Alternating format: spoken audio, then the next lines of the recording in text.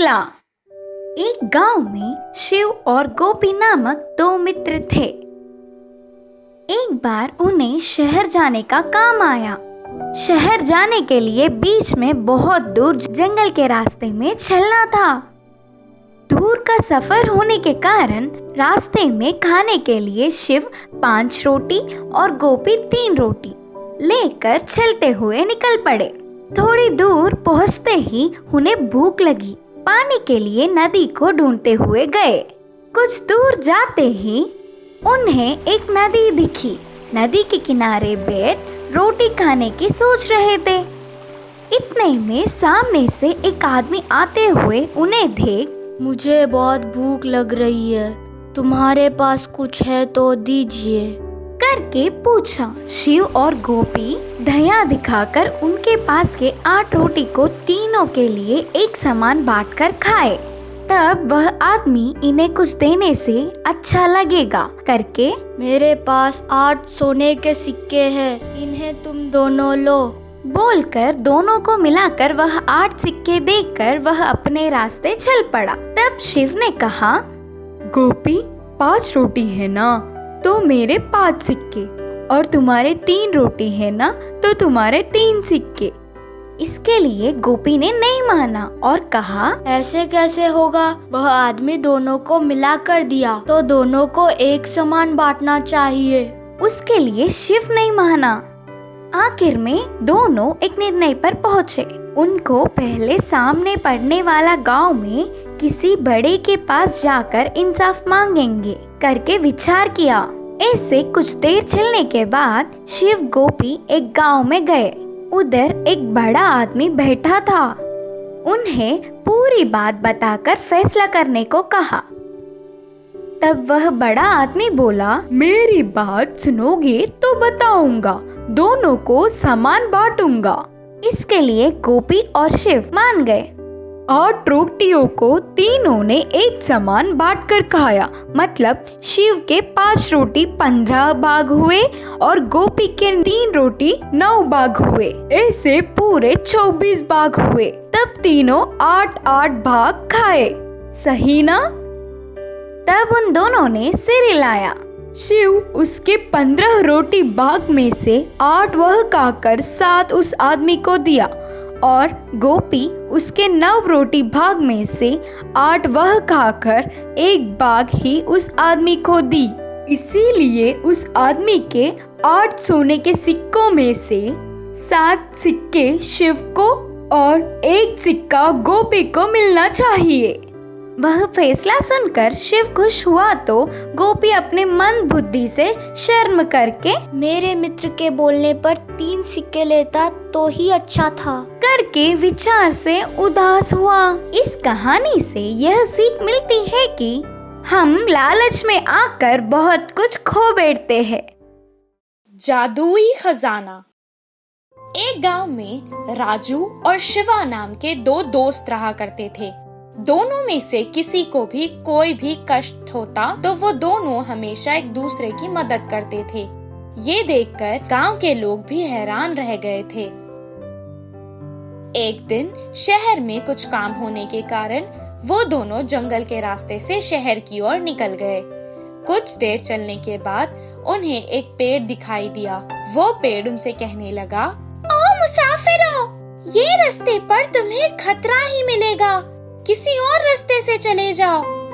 पेड़ की बातें सुनकर वो दोनों सोच में पड़ गए। शिवा ने भी पूछा, कोई भूत या डाकू तो नहीं? नहीं, लेकिन उससे भी खतरनाक कुछ है जिससे तुम्हारी जान को खतरा हो सकता है। मेरी बात मान लो और वापस चले जाओ। पेड़ के इतना कहने पर भी वो दोनों नहीं माने। अब उनके मन में उत्सुकता जाग गई थी और उन्हें आगे क्या है देखना था। वो दोनों उसकी बात ना मानकर आगे निकल गए। कुछ दूर चलने के बाद उन्हें एक सोने की पेठी दिखाई दी। उसे देखकर वो दोनों बहुत खुश हुए। शिवा ने जवाब दिया, शायद इस खजाने को हमसे छुपाने के लिए ही उसने ये झूठ बोला होगा। चलो उस पेड़ की बातें छोड़ो और इस खजाने का क्या करना है ये सुन। अब इसे हम दिन में तो गांव नहीं ले जा सकते, गांव वालों को इसका पता चल जाएगा। एक जन यहाँ रुककर खजाने का ध्यान रखेगा और दूसरा गांव वापस जाकर खाना और इस खजाने को वापस ले जाने के लिए कुछ सामान लाएगा। राजू गांव चला गया और शिवा वहीं खजाने की देखभाल करने लगा। कुछ देर बाद शिवा के मन में लालच आ गया और वो कहने लगा, काश मैं आज यहाँ अकेला ही आता और सारा खजाना मेरा होता, पर इस राजू को साथ लाने की वजह से इसे भी आधा देना पड़ रहा है। जैसे ही वो वापस आएगा मैं उसे मार दूंगा और सारा खजाना अपने घर ले जाऊंगा। इतना कहकर वो अपने हाथ में एक चाकू लेकर तैयार बैठा था। दूसरी ओर राजू के मन में भी अब लालच आ गया था। मैं भोजन में जहर मिलाकर ले जाता हूँ, किसी को भी पता नहीं चलेगा कि वो कैसे मर गया और मैं खजाना लेकर गांव वापस आ जाऊंगा। वो जहर से भरी खजाने की थैली लेकर जैसे ही शिवा के पास आया, शिवा उसे मारने के लिए तैयार बैठा था। शिवा ने जो चाकू अपने हाथ में पकड़ी थी, उसने उससे राजू को मार दिया। पागल कहीं का, आधे खजाने के लिए अपनी जान गवा बैठा। मैं भोजन करके सारा खजाना इस थैले में डालकर अपने साथ घर ले जाऊंगा। इतना कहकर बिना कुछ सोचे वो राजू का लाया हुआ खाना खाने लगा। जैसे ही उसने खाना शुरू ही किया था, वो मर गया। पेड़ की बातें सच हो गई थी।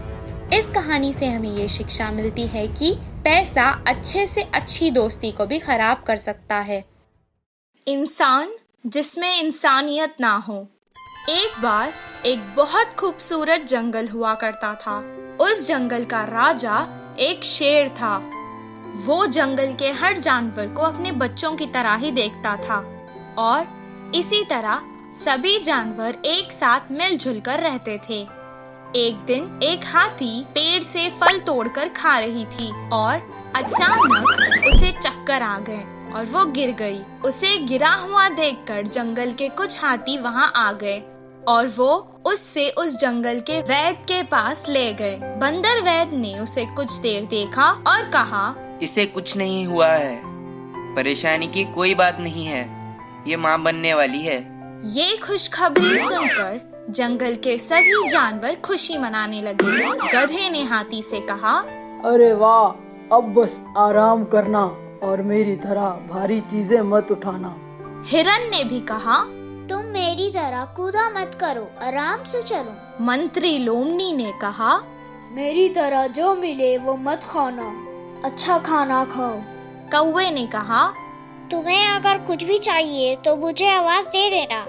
ये सब सुनकर राजा ने कहा, हमारे हाथी मित्र की अब हम सबको ही मिलकर देखभाल करनी चाहिए। जंगल के सभी जानवरों का ये स्नेह उसकी तरफ देखकर हाथी को बहुत खुशी हुई। हर कोई उसका ख्याल रखने लगा।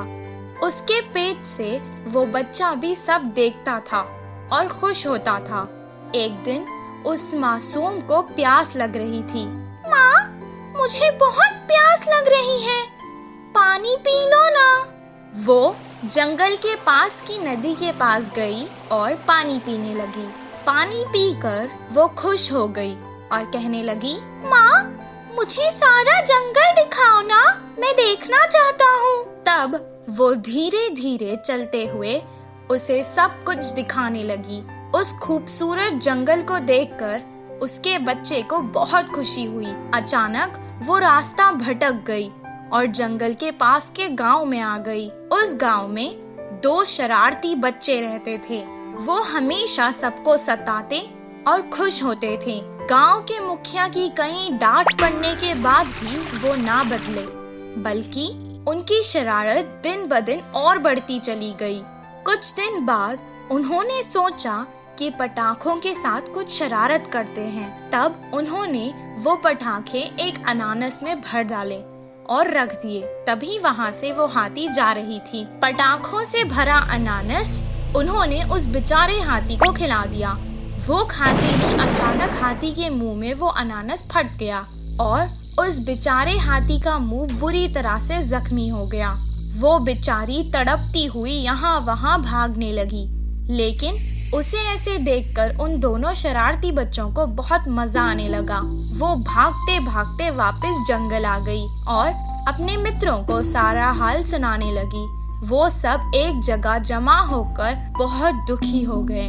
उसे सुनकर बंदर ने कहा, ये बहुत गंभीर समस्या है, इसका इलाज मेरे पास नहीं है। कुछ देर बाद हाथी का बच्चा माँ से कहने लगा, माँ, काफी देर हो चुकी है, मुझे भूख लग रही है, कुछ खाने को दो ना। बेचारी मुंह जख्मी होने के कारण ना खुद कुछ खा पा रही थी और ना अपने भूखे बच्चे को कुछ खिला पा रही थी। वो वापस नदी में गई और पानी से ही अपने बच्चे की भूख मिटाना चाहती थी। कुछ देर पानी पीने के बाद उसने अपने मासूम बच्चे से रोते हुए कहा, बेटा, मुझे माफ कर देना, मैं तुम्हें इस जालिम दुनिया में नहीं आने दूंगी। इतना कहकर उसने अपनी जान दे दी। हाथी की मृत्यु देखकर जंगल के सभी जानवर दुखी हो गए और उस घटना के बाद कभी कोई उस जंगल से बाहर नहीं गया। इस कहानी से हमें ये शिक्षा मिलती है कि जिस इंसान में इंसानियत ना हो वो इंसान कहलाने के लायक नहीं।